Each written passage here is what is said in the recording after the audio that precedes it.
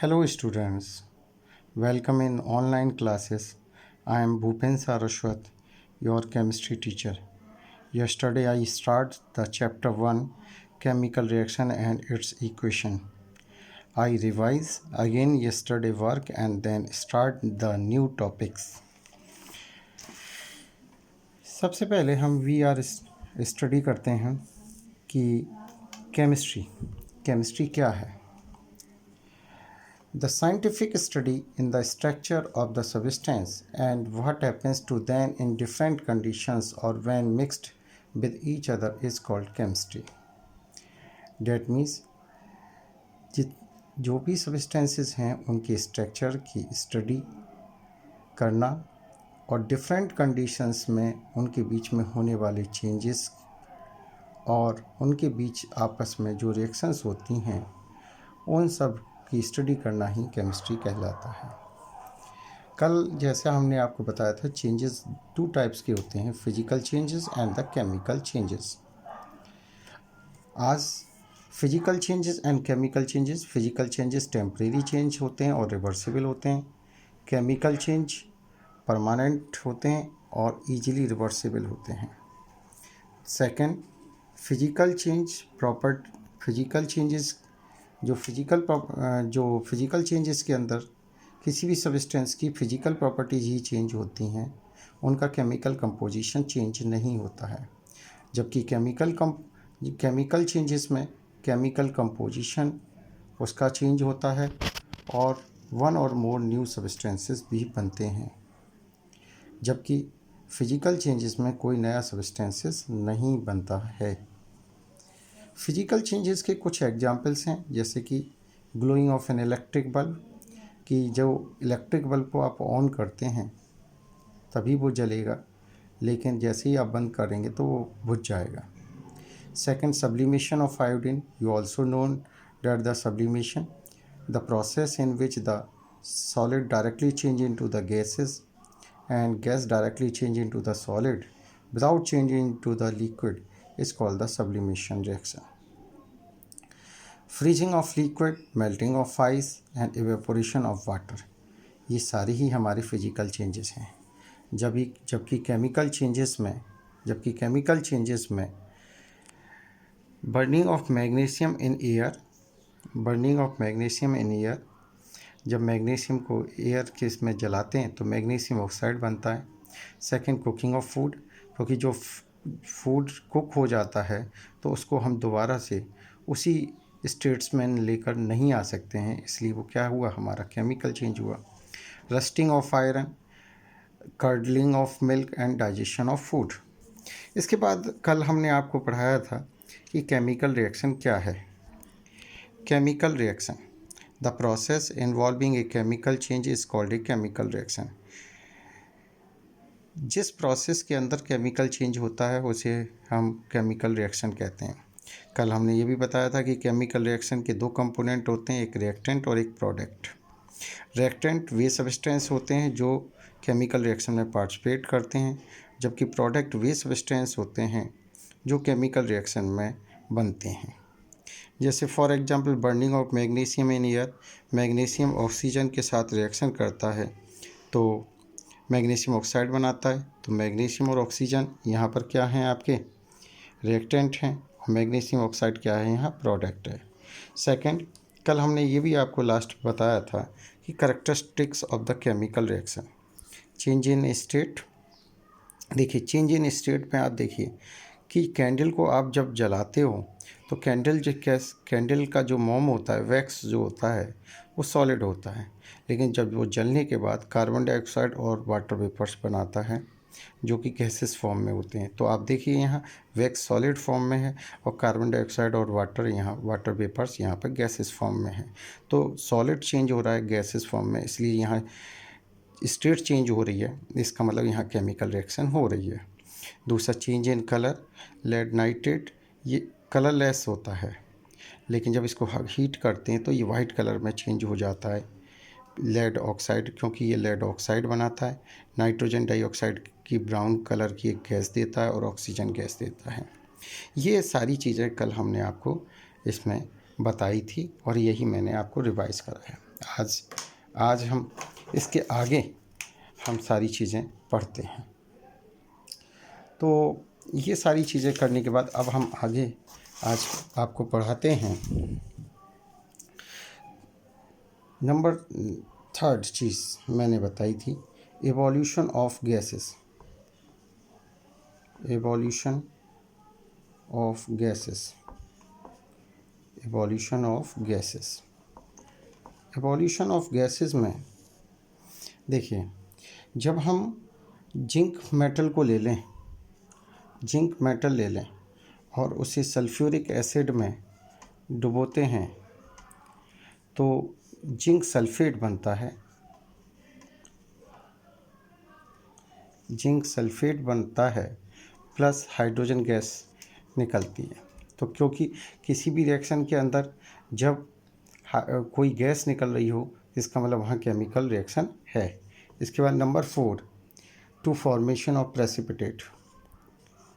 To formation of precipitate. अब formation of precipitate में आप एग्जाम्पल ले सकते हैं, सोडियम सल्फेट ले लीजिए। ये सोडियम सल्फेट का एक्वस सॉल्यूशन ले दीजिए, कलरलेस होता है। अब इसकी रिएक्शन आपने बेरियम क्लोराइड के साथ करा दी, ये भी हमारा कलरलेस सॉल्यूशन होता है। जब इसको हीट रिएक्शन करेंगे तो इससे बेरियम सल्फेट का एक वाइट प्रेसिपिटेट बनता है प्लस 2NaCl सोडियम क्लोराइड का सॉल्यूशन बनता है जो कि एक्वस होता है। ये जो वाइट प्रेसिपिटेट आता है ये हमारा बेरियम सल्फेट है। Barium sulphate white precipitate, white PPT। इसके बाद नंबर 5 पे हम आपके चलते हैं। नंबर 5 में नंबर 5 है हमारा change in temperature. Change in temperature. Change in temperature. Change in temperature में यदि चेंजेस के टेम्परेचर के चेंजेस के बेसिस पे देखें तो केमिकल रिएक्शन दो टाइप की होती हैं। एक होती है एक्सोथर्मिक रिएक्शन, एक्सोथर्मिक रिएक्शन, और दूसरी होती है पहले एंडोथर्मिक रिएक्शन। सबसे पहले एक्सोथर्मिक रिएक्शन पढ़ते हैं कि कोई भी रिएक्शन जिसके अंदर हीट इवॉल्व्ड होता है तो उसे हम एक्सोथर्मिक रिएक्शन कहते हैं। जैसे कैल्शियम ऑक्साइड, ये क्विक लाइम होता है हमारा, क्विक लाइम। और क्विक लाइम को जब वाटर में डाल दिया जाता है तो ये स्लैक्ट लाइम बनाता है, CaOH का हॉल्ट वाइज, कैल्शियम हाइड्रोक्साइड। इसे हम बोलते हैं स्लैक्ट लाइम। Plus heat. अब क्योंकि इस केमिकल रिएक्शन में हीट बाहर निकल रही है इसलिए ये केमिकल रिएक्शन हमारी एक्सोथर्मिक रिएक्शन है। इसी तरीके से नंबर B आता है हमारा endothermic reaction. Endothermic reaction. Endothermic reaction. Endothermic reaction में हम देखें कि जैसे सिल्वर क्लोराइड का सॉल्यूशन आप ले लीजिए, AgCl सिल्वर क्लोराइड का सॉल्यूशन है, एक्वस सॉल्यूशन है। अब सिल्वर क्लोराइड यहाँ लिख लीजिए आप, सिल्वर क्लोराइड। और जब when the silver chloride is presence in the sunlight की प्रेजेंस में रिएक्शन कराते हैं तो ये डिकम्पोज होता है सिल्वर क्लोराइड्स 2Ag में प्लस क्लोरीन गैस में, क्लोरीन गैस के अंदर। तो क्योंकि इस सिल्वर क्लोराइड रिएक्शन के अंदर क्या हुआ कि सनलाइट प्रेजेंस लेकर ये सिल्वर और क्लोरीन गैस में डिकम्पोज हो गया, तो आपने देखा कि इसमें हीट की ज़रूरत पड़ रही है, सनलाइट की ज़रूरत पड़ रही है और ये एब्जॉर्ब कर रहा है। इसलिए these reactions which absorb the heat is called the endothermic reaction. और and all decomposition reaction are endothermic reactions. अब इसी टॉपिक के बाद हम एक नया टॉपिक स्टार्ट कर रहे हैं, बहुत ही इंटरेस्टेड टॉपिक है, और वो है हमारा chemical equation. Chemical equation, chemical equation, chemical equation, chemical equation. किसी भी केमिकल रिएक्शन को आप रिप्रेजेंटेशन उसको शॉर्ट फॉर्म में कर सकते हैं फॉर्मूलों द्वारा, सिंबल्स के द्वारा, और उसी रिएक्शंस को उसका जो रिप्रेजेंटेशन होगा उसे हम बोलेंगे केमिकल इक्वेशन। इसलिए हम इसकी डेफिनेशन लिख सकते हैं कि ए केमिकल रिएक्शन या a chemical equation, a chemical equation, equation is the symbolic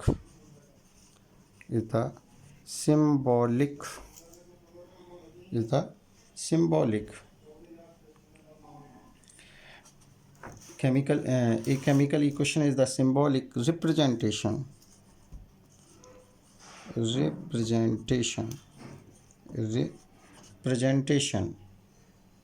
ठीक है, representation of a chemical reaction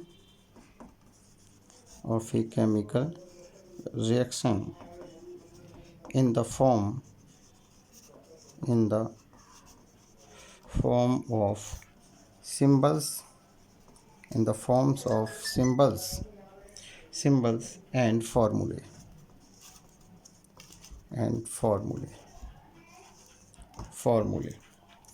अब ये जो केमिकल इक्वेशन का मतलब किसी भी केमिकल रिएक्शन को आप सिंबल्स के द्वारा और फॉर्मूले द्वारा रिप्रेजेंटेशन करने को ही हम क्या कहते हैं, केमिकल इक्वेशन कहते हैं।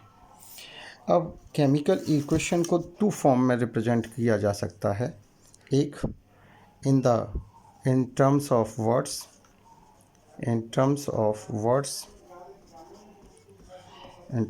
वर्ड्स, और इसी को जो जब हम वर्ड्स में रिप्रेजेंट करते हैं तो इसी को हम वर्ड इक्वेशन कहते हैं, वर्ड इक्वेशन। और सेकंड इन टर्म्स ऑफ